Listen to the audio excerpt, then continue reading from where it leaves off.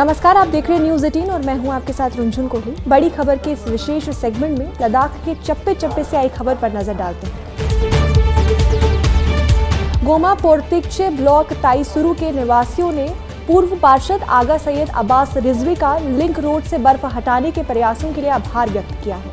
हाल ही में हुई बर्फबारी के कारण ये रास्ता साफ नहीं हुआ था, जिससे स्थानीय लोगों को काफी परेशानी हो रही थी। हालांकि ये रास्ता पीएमजीएसवाई विभाग के आधिकारिक क्षेत्र में आता है, लेकिन पूर्व पार्षद आगा सैयद अब्बास रिजवी के अनुरोध और पहल पर मैकेनिकल डिवीजन द्वारा इसे साफ किया गया। जनता ने समय पर की गई इस कार्रवाई की सराहना की है, जिससे इलाके को बहुत जरूरी राहत मिली है। इस अवसर पर पूर्व पार्षद आगा सैयद अब्बास रिजवी ने लिंक रोड को साफ करवाने में त्वरित प्रक्रिया और सहयोग के लिए executive engineer mechanical division Kargil को भी हार्दिक धन्यवाद दिया।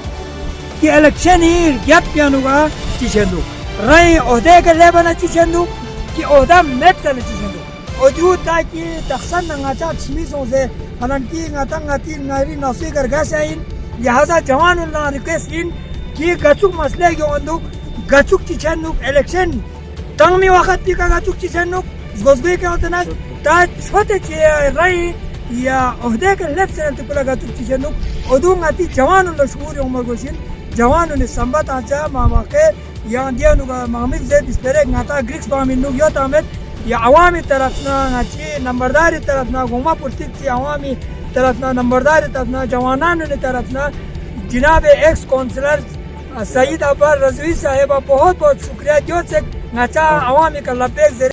करगिल के एडिशनल डिप्टी कमिश्नर इम्तियाज काचू ने सरकारी दफ्तरों का अचानक निरीक्षण किया।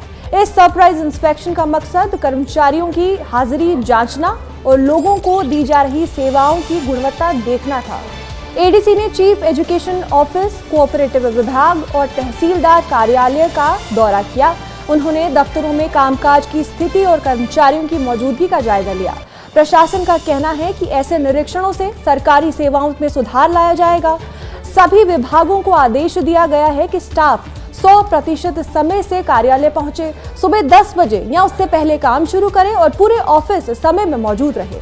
उन्होंने स्टाफ से बात करते हुए ये पक्का किया कि लोगों की शिकायतों पर डिपार्टमेंट के कामों को बिना किसी देरी के निपटाया जाए।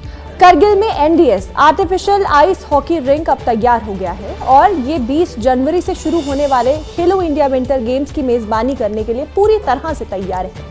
इस रिंक का निर्माण आधुनिक तकनीक के साथ किया गया है ताकि खिलाड़ियों को अंतर्राष्ट्रीय स्तर का अनुभव मिल सके। ये रिंक न केवल आइस हॉकी के लिए उपयुक्त है, बल्कि इसे स्केटिंग और अन्य विंटर खेलों के लिए भी इस्तेमाल किया जा सकता है। NDS artificial ice hockey rink के तैयार होने से जम्मू कश्मीर के युवाओं और खिलाड़ियों को सर्दियों में उच्च स्तरीय खेल परीक्षण का मौका मिलेगा। ये रिंक क्षेत्र में विंटर कार्निवल खेलों के विकास और बढ़ावा देने में भी महत्वपूर्ण भूमिका निभाएगा। खेलो इंडिया विंटर गेम्स में देश भर के युवा खिलाड़ी मौजूद रहेंगे, हिस्सा लेंगे और आइस हॉकी प्रतियोगिताओं में अपनी प्रतिभा दिखाएंगे।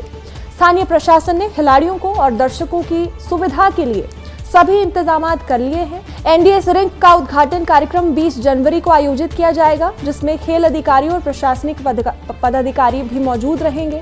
इस नए आर्टिफिशियल आइस हॉकी रिंक से करगिल को राष्ट्रीय और अंतर्राष्ट्रीय स्तर पर विंटर स्पोर्ट्स हब के रूप से पहचाना जाने की उम्मीद है। जो एनडीएस आइस हॉकी रिंग है जो विंटर गेम्स खेलते हैं जहाँ पर आइस हॉकी रिंग, तो वो आर्टिफिशियल रिंग इस बार तैयार हो चुका है। जिस तरह से काफ़ी सालों से इसको एफर्ट लगा जा रहा था कि यूथ सर्विसेज स्पोर्ट्स की तरफ से ये आइस हॉकी रिंग बन चुके हैं। आप आर्टिफिशियल ये लद्दाख विंटर स्पोर्ट्स के मेंबर का कहना है कि दूसरा आइस हॉकी रिंग है एशिया में, जो पहले उत्तराखंड में, ये दूसरा लद्दाख में लेह में बना हुआ। तो ये आप तैयार हो चुका है, तो उस खिलाड़ियों को, जो आइस हॉकी प्लेयर को काफ़ी फ़ायदा होगा, जिससे आज में जो ice hockey ring, artificial ice hockey ring जो कि चिलिंग प्लांट के ज़रिए उसको बर्फ़ को जमाया जाता है, उसको आज से फंक्शन में लाया जा रहा है। तो आज से जो बच्चों के बेसिक स्केट सिखाने के लिए आज से उपयोग में लाया। तो आप कुछ ही दिनों में जो 20 जनवरी से ये खेलो इंडिया विंटर गेम्स का आइस हॉकी पार्ट है वो यहाँ पर खेला जाएगा।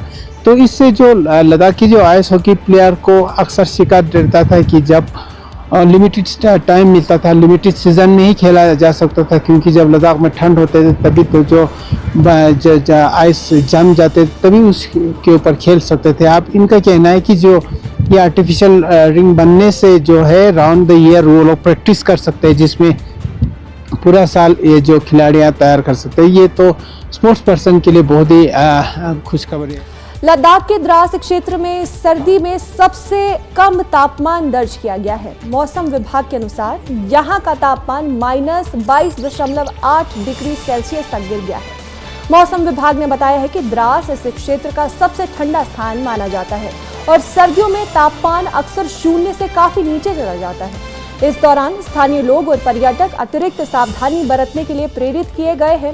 अधिकारियों ने कहा है कि सड़क मार्ग और बिजली आपूर्ति को प्रभावित होने से बचाने के लिए सभी जरूरी कदम उठाए जा रहे हैं। इसके साथ ही स्वास्थ्य विभाग ने लोगों को अत्यधिक ठंड से बाहर निकलने से बचने और गर्म कपड़े पहनने की सलाह भी दी है। द्रास का ये तापमान लद्दाख क्षेत्र के उस सर्दी का अब तक का सबसे निचला स्तर माना जा रहा है। इस ठंड के कारण स्कूलों और कार्यालयों में भी कुछ बदलाव किए जा सकते हैं और ग्रामीण इलाकों में हीटिंग और अन्य आवश्यक सुविधाओं का ध्यान भी रखा जाता है। टेम्परेचर में काफी गिरावट आया, जिसमें सबसे जो ठंड इलाका लद्दाख में रिकॉर्ड किया गया है वो द्रास -22.8 डिग्री। उसी तरह ले कभी अब तक के सीजन का जो सर्दियों का सबसे ठंड जो टेम्परेचर रिकॉर्ड किया गया -13.4। उसी तरह जो करगिल का -11.6 डिग्री। उसी तरह जो और भी जगह है जैसे टंगसे 16.6 डिग्री। तो कहने का मतलब है आज के दिन का जो टेम्परेचर सबसे इस सीजन का लोएस्ट टेम्परेचर रिकॉर्ड किया गया। आम आदमी पार्टी की लेह यूनिट ने लद्दाख ब्लॉक एजेंसी LBA को अपना डिसोल्यूशन पत्र सौंप दिया है। इस पत्र में संगठन को भंग करने के साथ साथ कुछ शर्तें भी रखी गई हैं। सूत्रों के अनुसार पार्टी ने ये कदम संगठन के आंतरिक मामलों और भविष्य की योजनाओं को लेकर उठाया है। पत्र में साफ किया गया है कि संगठन को भंग करने की प्रक्रिया तभी पूरी मानी जाएगी जब निर्धारित शर्तें पूरी होंगी।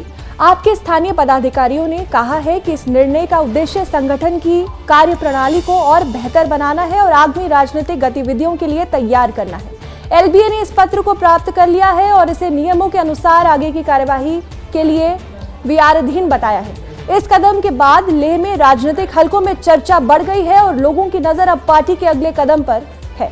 कुल जो लद्दाख बुद्धिस्ट एसोसिएशन के अध्यक्ष है छरिंग दोरजे लाकरुक ने उन्होंने अपील किया था कि रिसेंटली कि सारे जो पॉलिटिकल पार्टीज आपने जो पॉलिटिकल डिफरेंस को छोड़ के एक ही प्लेटफॉर्म पे आके जो लद्दाख के डिमांड को सेफगार्ड की डिमांड को सपोर्ट करे, स्ट्रेंथन करे अपना पॉलिटिकल एस्पिरेशन को छोड़ के, क्योंकि उन्होंने कहा कि आप काउंसिल का इलेक्शन भी नहीं है तो इस वक्त पॉलिटिक्स खेलने की आवश्यकता नहीं है। तो इसीलिए सभी लोग एक ही प्लेटफॉर्म में पे आके जो लद्दाख के मुद्दे को उठाना चाहिए। तो इसी को मद्देनजर रखते हुए कि जो लेह में आम आदमी पार्टी है उन्होंने जो एपेक्स बॉडी को एक लेटर जिसमें उन्होंने अपने पार्टी को डिसॉल्व करेंगे करके कहा, साथ ही साथ कुछ शर्तें भी रखे। उनका कहना है कि अगर दूसरे जो पॉलिटिकल पार्टीज जिसमें मेजर पॉलिटिकल पार्टीज कांग्रेस और बीजेपी है वो भी अपना पॉलिटिकल पार्टीज को छोड़ के अगर एपेक्स को सपोर्ट करेंगे तो उनका भी जो आम आदमी की तरफ से ऑलरेडी सपोर्ट है करके उन्होंने लेटर दिया। तो उनका ये कंडीशन है कि सारे पॉलिटिकल पार्टीज अपने जो पॉलिटिकल पार्टीज को डिसॉल्व करके एपेक्स में शामिल होंगे। तो आम आदमी की तरफ से ऑलरेडी लेटर दे चुके। तो जिस तरह से आपको बता दूं एपेक जो LBA के प्रेसिडेंट ने कुछ दिन पहले एक मीडिया को संबोधित करते हुए उन्होंने अपील किया था कि जो इस वक्त लद्दाख में हिल काउंसिल का इलेक्शन भी नहीं तो पॉलिटिकल पार्टीज को पॉलिटिकल पार्टीज छोड़ के एपेक्स में शामिल होना चाहिए। तो इसी को मद्देनजर रखते हुए कि आम आदमी पार्टी ने अपने रिजोल्यूशन जो डिसॉल्व होने का जो लेटर है LBA को सौंपा। साथ ही साथ उन्होंने कंडीशन भी रखे अगर वो लोग दूसरी जो पार्टी से वो भी डिसॉल्व करे तो वो ये आम आदमी डिसॉल्व होंगे। तो इसको जो एपेक्स के जो को चेयरमैन और लद्दाख बुद्धिस्ट एसोसिएशन के अध्यक्ष है छरिंग दोरजे लाकरुक ने उन्होंने अप्रिशिएट किया कि ऐसे जो लद्दाख को जिस समय ज़रूरत है ऐसे सपोर्ट करना और उनके लिए भी एक सबक रहेगा। और